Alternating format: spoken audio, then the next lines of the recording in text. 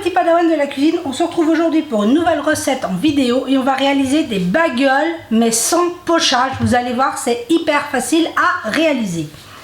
Pour commencer notre recette, nous aurons besoin de 800 g de farine. Ici c'est de la T65, mais vous pourriez utiliser de la T45, de la T65 ou autre.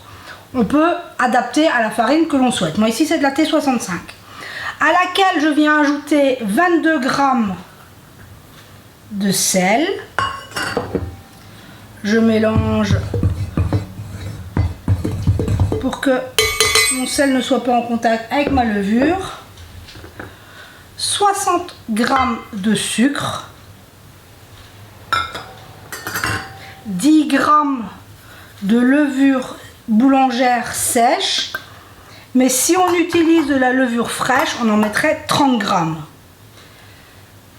60 ml d'huile d'olive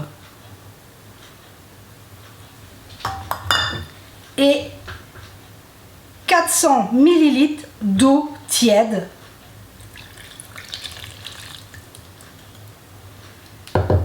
Et il suffit plus que de pétrir pendant une dizaine de minutes. On va obtenir une belle pâte souple et élastique. Donc là, je pétris et on se retrouve pour vous montrer le résultat. Et voilà, ma pâte a pétri 10 minutes. On voit qu'on obtient une jolie pâte, bien souple, élastique. Elle ne colle absolument pas. C'est ce qu'on veut obtenir. Donc je vais venir la ramasser. On va la couvrir. Hop.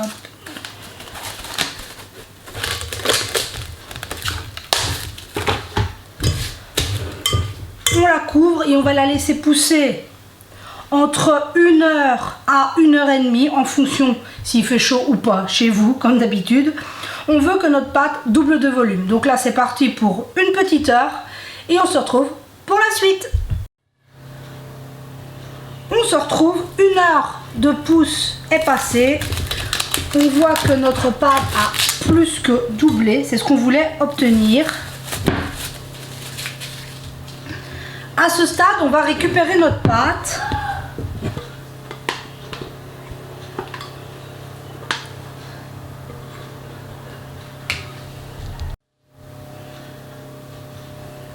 Une fois qu'on a récupéré notre pâte, on va venir la diviser. Ici, moi, je vais réaliser 8 bagels. En fonction, vous pouvez en faire 8, 10, de la taille que vous voulez leur donner. Moi ici, je divise pour en faire 8. Donc je partage ma pâte et on se retrouve. Donc, j'ai découpé ma pâte en 8 parts et maintenant il suffit de venir former une boule. Maintenant vous connaissez. Hop. J'en fais une deuxième, on ramène et ensuite on vient tourner avec la main. Ça se fait assez facilement.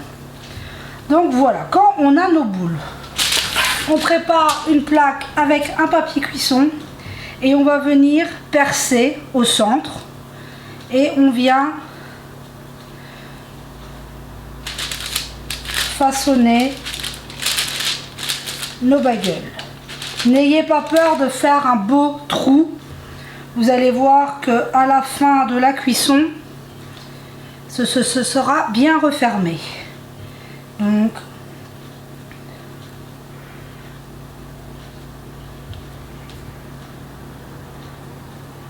on vient façonner et on fait pareil pour tous les bagels. Donc je reviens une fois que j'ai terminé. Et voilà, à ce stade, on a réalisé nos 8 bagels. On va les laisser pousser une deuxième fois pour 30 minutes. Et pendant ce temps, on va préchauffer notre four à 180 degrés. Moi ici, j'utilise la chaleur tournante. Et on attend 30 minutes et on se retrouve. On se retrouve au bout des 30 minutes de seconde pousse.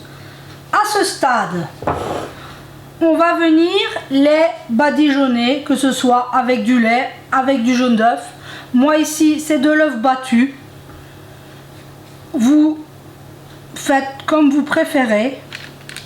Et on vient les dorer tout simplement.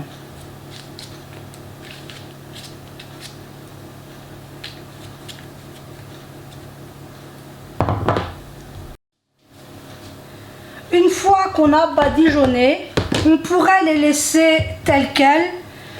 Nous ici, on aime beaucoup les parsemer de quelques graines de sésame. Et j'aime bien mélanger les deux, quelques graines de pavot. Bon, après, vous y mettez du sésame, du pavot, vous les laissez nature.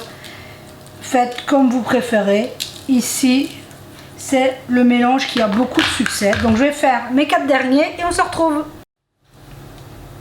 Une fois qu'on a mis nos graines ou pas, comme vous préférez, on va passer à la cuisson. Donc on a préchauffé notre four à 180 degrés et là c'est parti pour 21 minutes au four. Donc on se retrouve au bout des 21 minutes de cuisson. Et voilà nos bagels à la sortie du four, ils sont magnifiques. Donc là je vais les laisser sur la grille, aller chercher les autres et on se retrouve une fois qu'ils auront le temps de refroidir. On se retrouve, j'ai laissé refroidir mes pains. Regardez-moi, ils sont magnifiques. J'en ai coupé un pour vous montrer la mie à l'intérieur. C'est vraiment super facile à réaliser, c'est délicieux. On peut les congeler à ce stade ou même après la deuxième pousse sur une plaque au frais, au congélateur, comme je vous ai déjà expliqué. C'est vraiment très facile à réaliser. Et là, on ne se prend pas la tête à les pocher. Et on a un magnifique résultat.